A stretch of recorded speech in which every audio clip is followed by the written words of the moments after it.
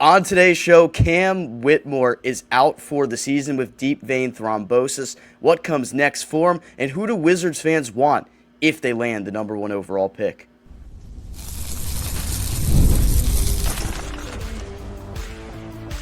You are Locked On Wizards, your daily Washington Wizards podcast, part of the Locked On Podcast Network. Your team every day. DC family, you're locked on to the Washington Wizards. We're your part of our family. We thank you for making Locked On Wizards your first listen every single day. We're part of the Locked On Podcast Network, where it's your team, free and available every day. And today's episode is brought to you by FanDuel. Before tip-off, check the FanDuel app and see what's dropping during NBA Happy Hour. That's tonight from 6 to 7:30 p.m. Eastern Time. Alongside the DC sports content creating Strober and Abdullah Youbi, I'm Ben Strober, and I cover the Washington Wizards for Roundtable.io. AB, what's going on, man? Good times as a Commanders fan. New stadium, looked amazing, and your boy, NBA Youngboy, dropped an album. I know you're feeling good, Ben. Man, I woke up this morning at 4. I opened Spotify, first thing I did this morning, at 4:01 in the morning, just like praying that Youngboy actually dropped his album.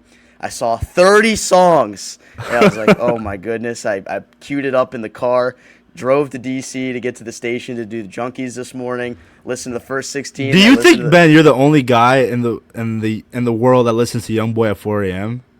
Nah, because there's probably people that stayed up all night that were still listening. One of my friends that's like a huge Youngboy mark was still up, and he was texting me at 4:15 like all the songs I should listen to for it was great. The Youngboy album, it was fantastic. I recommend you go listen to it. On today's show, we talk about unfortunate news, actually, so I don't want to get too giddy here because Cam Whitmore is out for the season. We tell you what might be next for him and what could be the next steps in terms of next year for Cam Whitmore. Also, I want to talk about a couple different things, including the massive tank-off that we see tonight. And then we get some poll results from Wizards fans and who they want for the number 1 overall pick if the team lands it. All right, so let's get it started. So yesterday, the news coming out, Shams Charania reports that Cam Whitmore, that's not Shams Charania, the team announced that Cam Whitmore will miss the remainder of the 2025-2026 season. Started a recovery process as a diagnosed venous condition, which will keep him on the sideline for the rest of the regular season. He just begun the treatment for the deep vein thrombosis, blood clots in his right shoulder. So just a super unfortunate to a kind of up and down year in just 21 games that we saw of Cam Whitmore. Some super, super high flashes where you really saw like what this kid could be as a 21-year-old player, but then everything that happened, the situation with Brian Keefe saying he wasn't meeting the internal standards, that he doesn't play for 4 games, and then you have like the conflicting reports that come out of camp. A really bizarre situation, but obviously this is a tough way to see it end, and we hope the best for Cam, and this is like a very serious health concern. So I'm really hoping to see him get the proper treatment and come back even stronger next year. Yeah, no, it really is unfortunate news because this was a second chance at his career, Ben, and what better place to do it than the place that you grew up in the nation's capital. He grew up a DC sports fan. I remember when he got traded to Washington, he tweeted out a picture of him getting an autograph from Marcin Gortat in, at the time, Verizon Center, and it just goes to show that he really loves the city.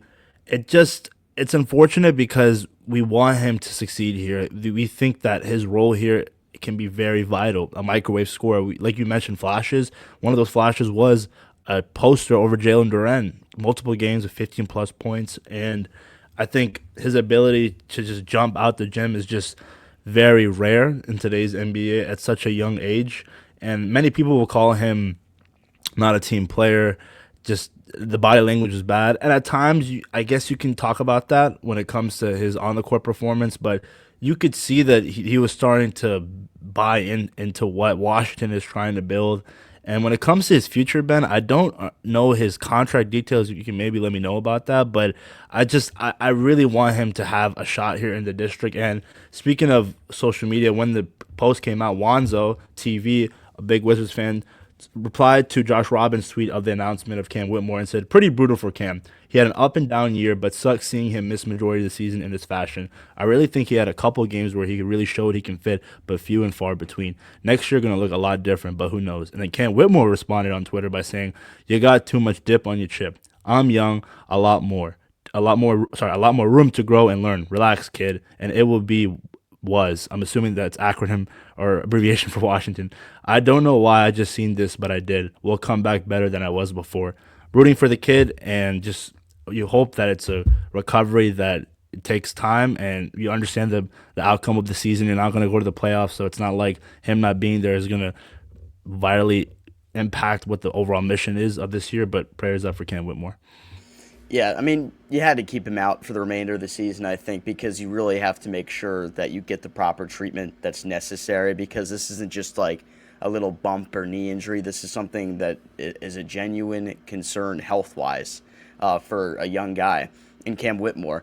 And him saying, I'm young, like, I'll get back to it, I think he's right. So the details that you were looking for in terms of his contract, the Wizards picked up his club option on October 29th for next season. So he'll be back under contract for this Washington Wizards team next year. So essentially right now as it stands, he'll have another opportunity to showcase what he can do for this team. He'll be 22 years old, so still very young, very fresh. Still a pretty crowded wing room, and especially if you do draft somebody that plays off the wing in this upcoming draft class, you don't know how that will affect the things shaping up the way they might for Cam Whitmore.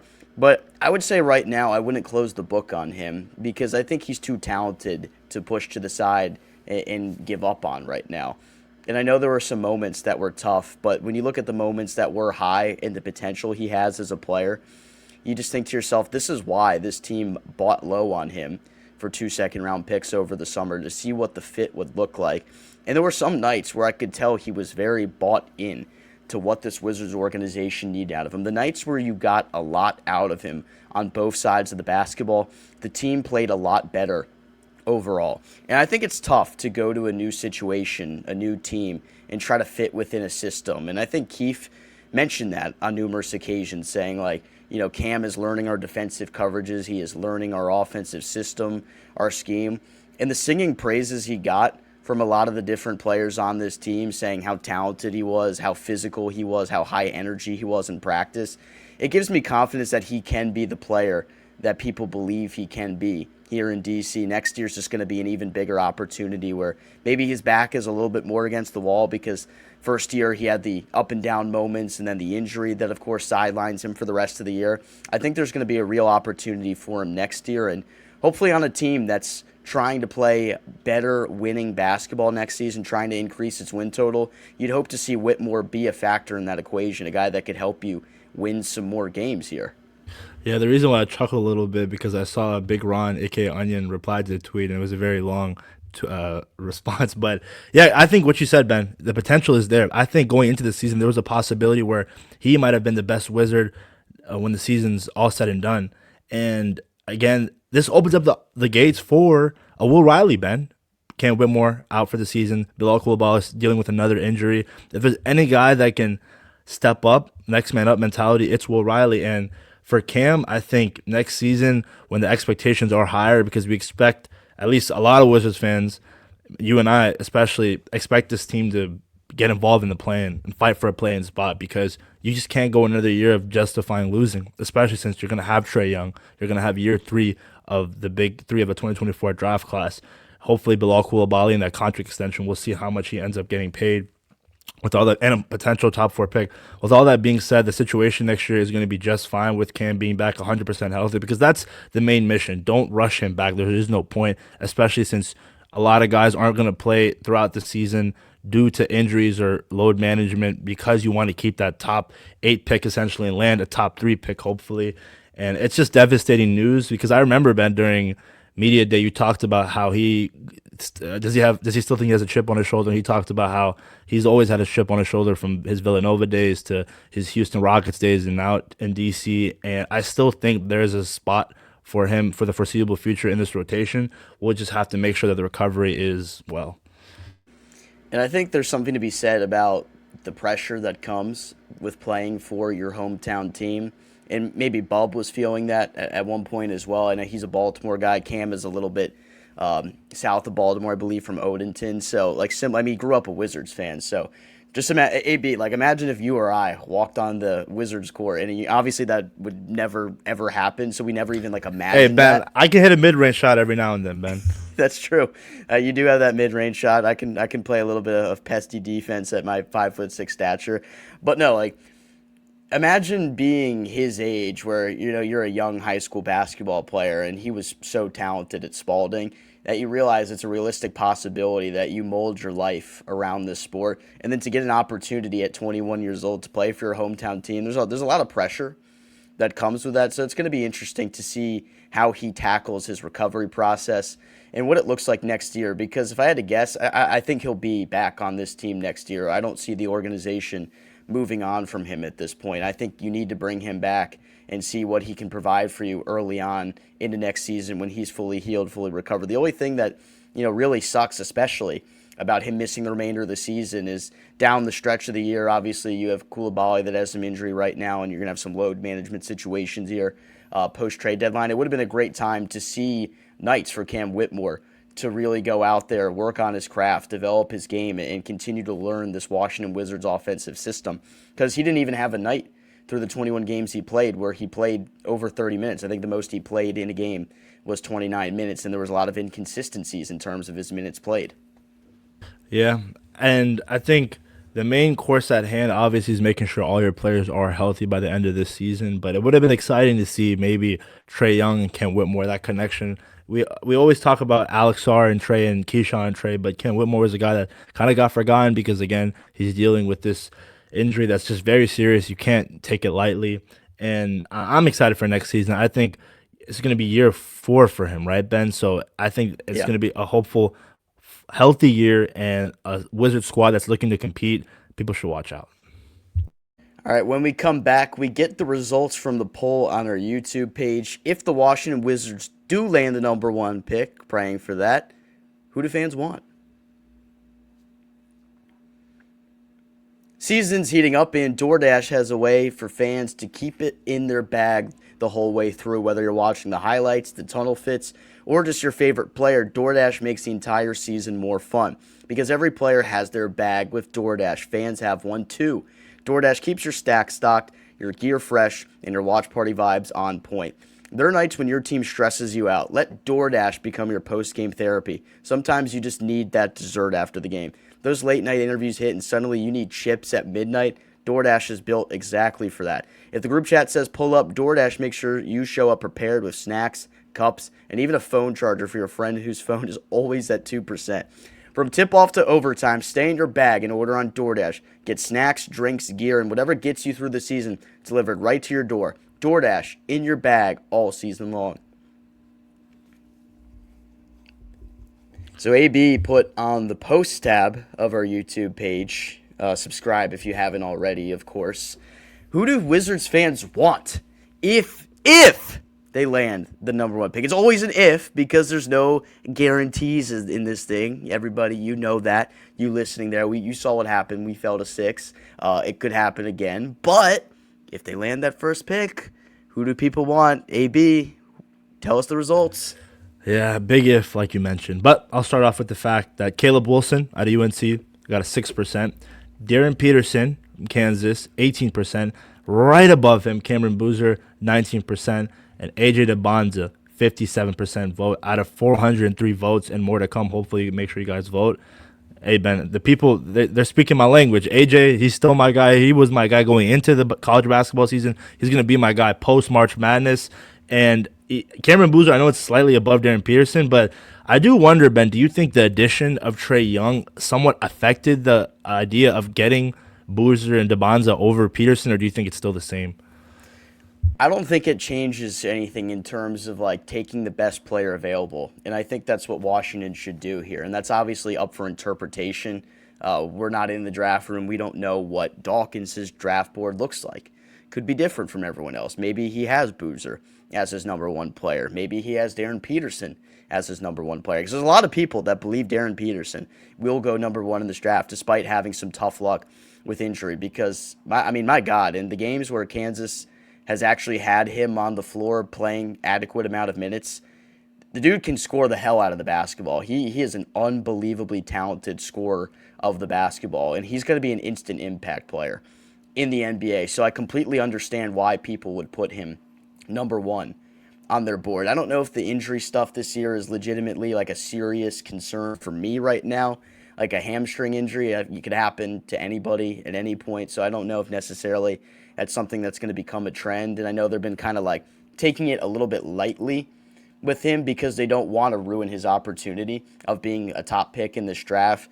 But just watching him and his ability to break down a defense, get into the paint, and score buckets has been super impressive to me. The shooting stroke looks really good as well. But then I watched Dybantsa, and I'm like, my God, this dude can take over a basketball game. The ability he has to create for himself coming off the wing, using his athleticism to get in the paint, is pretty unbelievable. He has such a great-looking jumper as well. And I know the three-point numbers don't necessarily stand out for AJ Dybantsa so far, but I feel like it's kind of a work in progress. Like, guys get better with their jumper as their careers go along here. Like, Anthony Edwards wasn't tabbed as like an elite shooter coming out of the draft from what I can remember, and I think he struggled a little bit shooting the three ball early on in his career. Now he's been like one of the best three-point shooters over the past couple seasons or so. So there's something to be said about the development of those players. If you're looking for fit, Boozer obviously makes so much sense, though, to see him play alongside Sarr. He looks like a guy that just helps you win basketball games. I've seen him backpack that Duke team on numerous occasions. And this is coming from a guy, I don't watch a ton of college basketball right now. Obviously, we're way steep. We're almost halfway into the NBA season here, so our time is dedicated to the Wizards, obviously.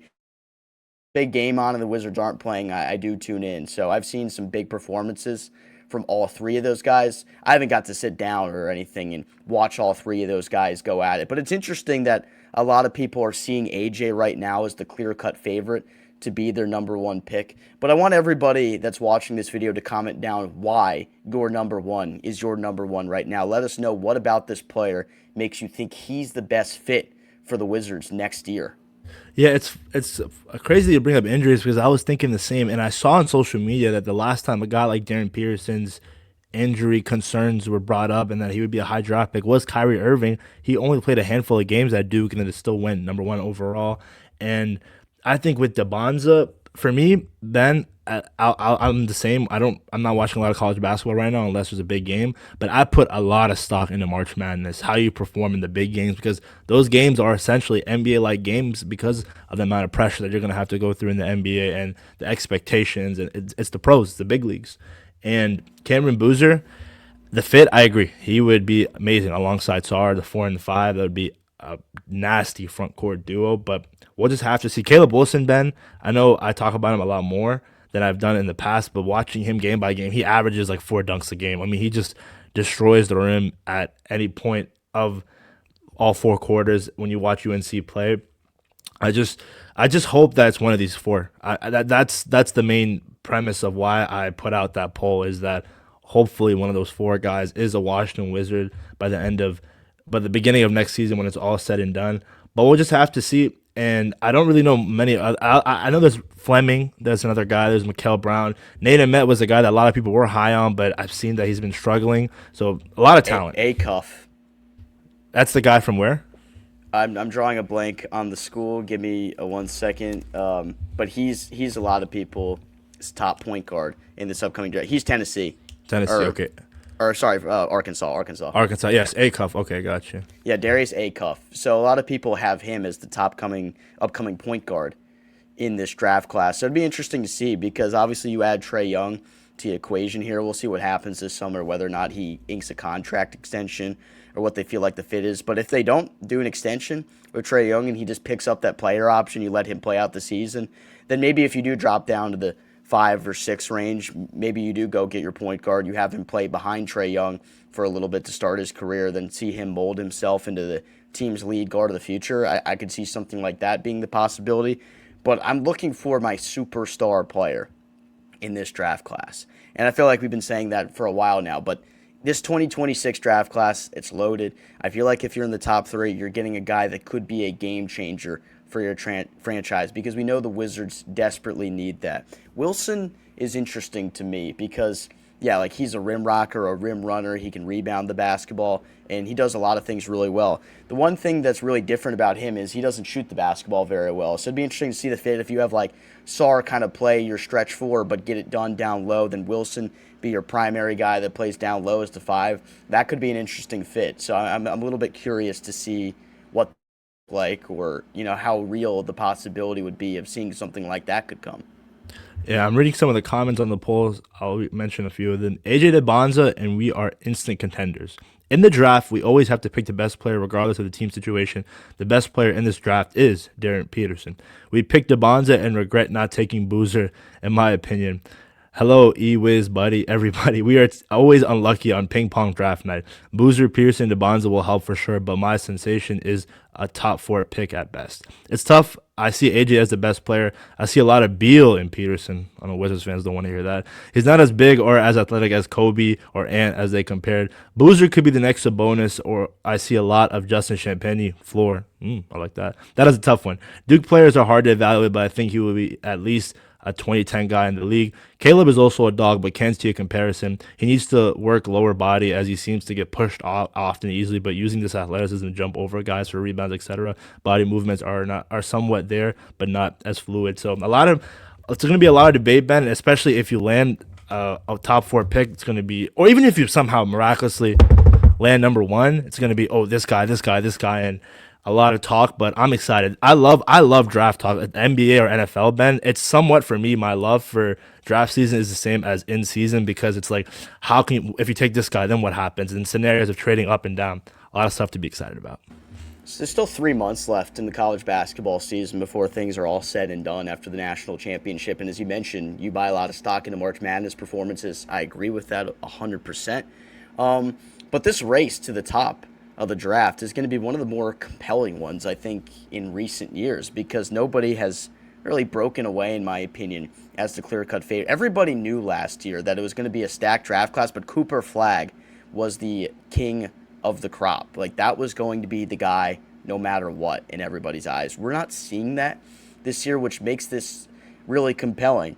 But at the same realm, like, does that make you concerned that there's not a guy that's your clear-cut number 1? Or does that make you satisfied because you feel like you're going to get somebody insanely good if you're in the top 3 no matter what? It's interesting to think about because last year was such a dominant top-heavy draft class with Harper and Flagg at the top, and then after that was kind of up to interpretation. Obviously, VJ ends up going 3, Khan goes 4. And so far, the way things have stacked up in terms of the draft classes, like, those guys have performed really well. I think people have lived up to where they were drafted at this point. Fears looks like a guy that should have been drafted top 8 or so in the draft. I think Derek Queen looks like maybe he should have gone in the top 10, but that obviously Who saw that coming, huh, Ben? I didn't think he'd be a top 10 player, but I thought he'd go like late lottery, which he ended up going, and he looks like he fits absolutely. Maybe he is a top 10 player from that class, and maybe he could be top 5 when it's all said and done. It'll remain to be seen. Fascinating stuff, and we'll obviously talk more and more about it as we get closer to that time.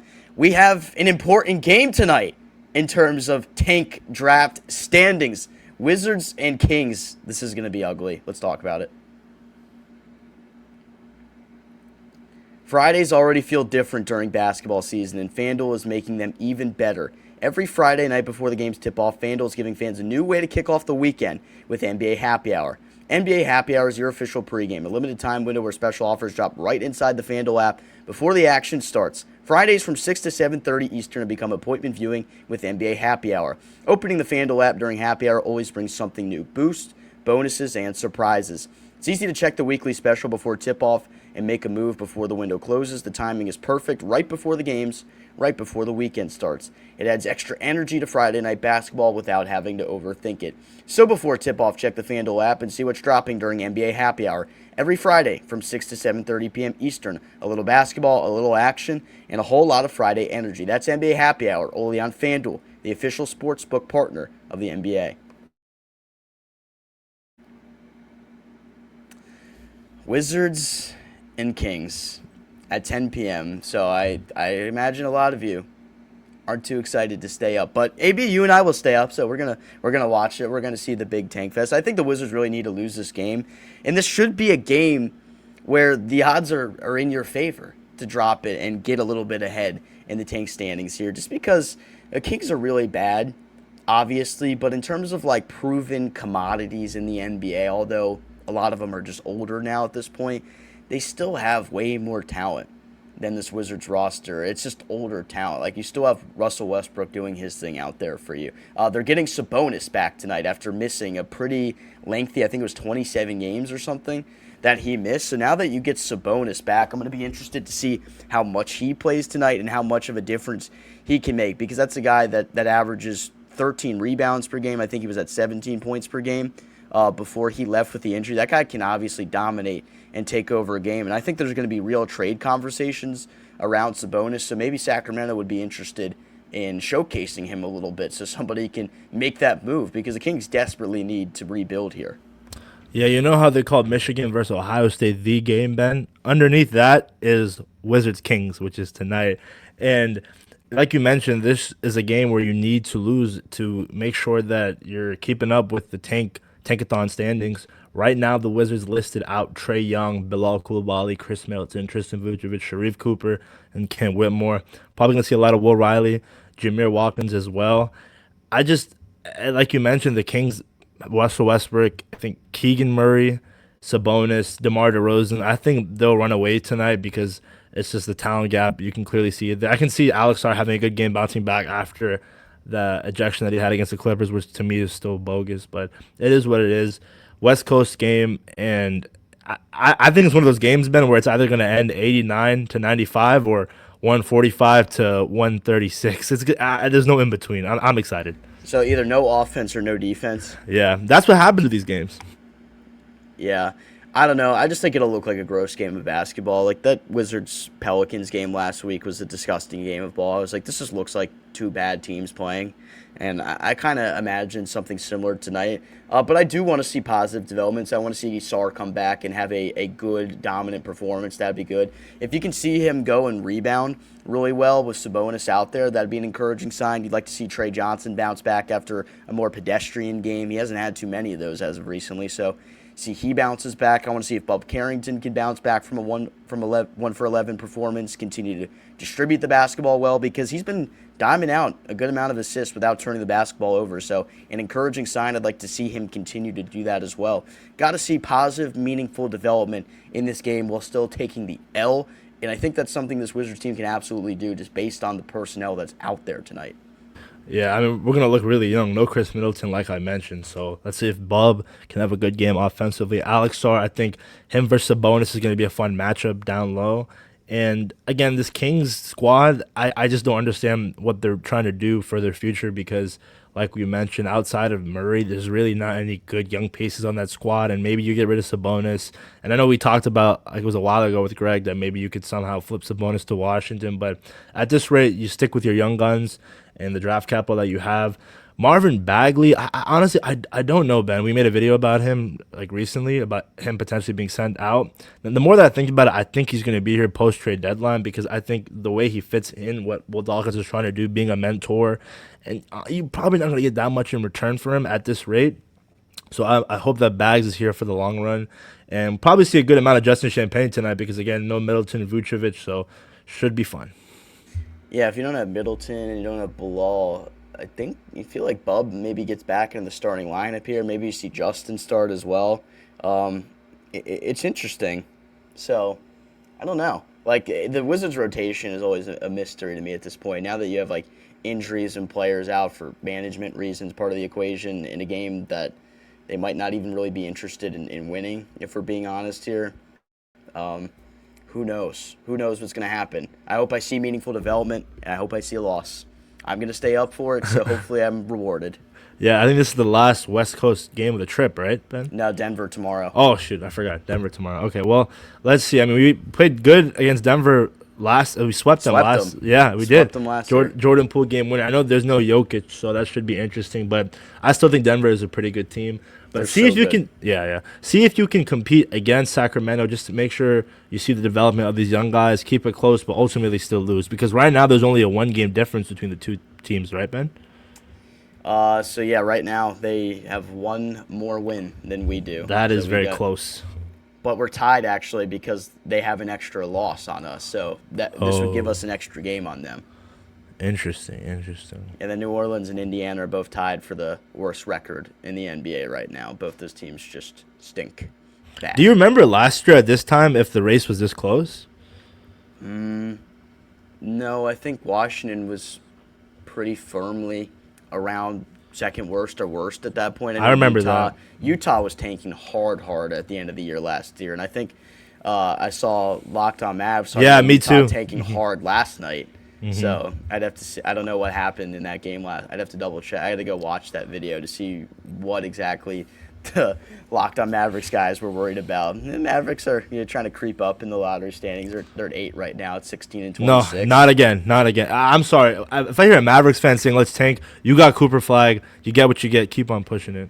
Hey, Portland is in the lottery as it stands right now, even though they're a play-in team at 20 and 22. Imagine if they got the first pick. Man, I won't hear the end of it. Seeing Denny play alongside AJ, it's going to kill me. That would be brutal. We'd get so many insane comments from people about that. Oh, man, that would be brutal. All right, Wizards and Kings tonight. We'll have a post-game live for you for this game. If you're going to be up and watching, be sure to stay up a little bit longer. We'll have the bonus content, about 15 to 20 minutes post-game coverage here for the Locked On Wizards post-game show. It'll give you the opportunity to let it all out. Let us know who you would pick with the number 1 overall pick if you made it to the end of the video, and also let us know your thoughts on Cam Whitmore and what his future looks like here in DC. For my co-host Abdullah Youbi, Ben Strober, see you later.